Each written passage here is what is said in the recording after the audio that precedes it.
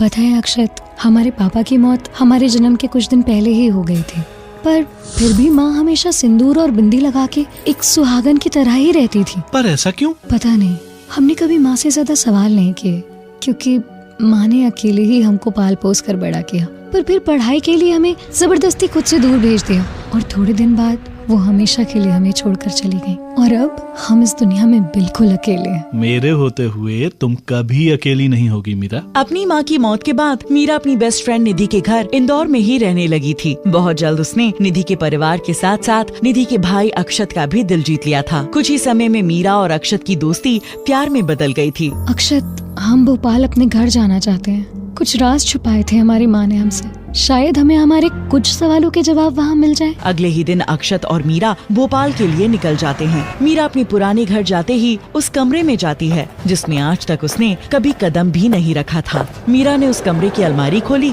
और उसे एक डायरी और एक तस्वीर मिली। मीरा ने जैसे ही वो तस्वीर देखी और डायरी पढ़ी, उसके होश उड़ गए। डायरी में लिखा था, मीरा, मुझे माफ करना कि मैंने तुम्हें खुद से दूर रखा, पर ये मेरी मजबूरी थी। मेरे जाने के बाद एक और इंसान है जिससे तुम्हें हमेशा दूर रहना होगा और उससे बच के रहना होगा। क्या? पर मैं कैसे इस इंसान से दूर रह सकती हूँ, क्योंकि ये तो। मीरा इतना घबरा जाती है कि वो तस्वीर वहीं तोड़ देती है। तस्वीर टूटने की आवाज से अक्षत मीरा को देखने उस कमरे में आता है, लेकिन मीरा वहाँ नहीं होती। उसे नीचे वो डायरी गिरी मिलती है। जैसे ही अक्षत वो डायरी पढ़ता है और टूटी हुई तस्वीर देखता है, उसके पैरों तले जमीन खिसक जाती है। वो मीरा को पूरे घर में ढूंढता है, पर मीरा कहीं नहीं मिलती। आखिर कहाँ चली गई थी मीरा? ऐसा क्या लिखा था उस डायरी में? और वो किसकी तस्वीर थी जिसे देखकर मीरा और अक्षत के होश उड़ गए थे? आखिर मीरा की माँ उसे किस इंसान से बचा रही थी? यहाँ पे बस इतना ही।